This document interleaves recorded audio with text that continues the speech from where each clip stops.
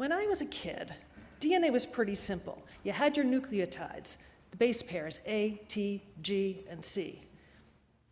And you knew that the DNA in the nuclei of your cells was transcribed into RNA, which left the nucleus as messenger RNA, bearing the code to guide the translation and assemblage of proteins from the building blocks of amino acids. Your genes on your DNA are the sections of DNA that actually code for these proteins that make up your cell walls, your antibodies, your enzymes, your hormones, your muscles, basically you. As you probably know, there are long stretches of DNA between the genes, sections that don't actually code for proteins. We've learned that this so-called junk DNA contains instructions for gene regulation, like switches that turn things on and off invisibly. Not, I would say, unlike a Volkswagen diesel exhaust system.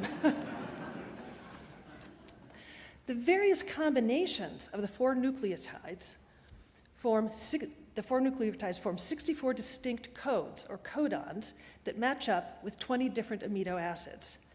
These amino acids form the proteins that form your body and shape your behavior. But think about it.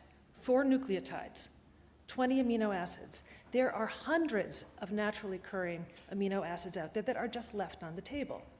What if we could recruit some of those amino acids to make new proteins? What if we could make more effective medicines with them? What if we could make new fuels? If we had a larger vocabulary of nucleotides, could we deploy DNA to make new things? But the first question is, can we even add nucleotides to DNA and get it to work? And that's exactly what Floyd Romsberg's lab at the Scripps Research Institute has done. As you'll hear today, he succeeded in creating a synthetic DNA with 2 new nucleotides, X and Y. With 6 letters in your alphabet, there's the possibility now of 216 codons that can now code up to 172 amino acids. And you can see that the potential for creating new proteins then explodes from here.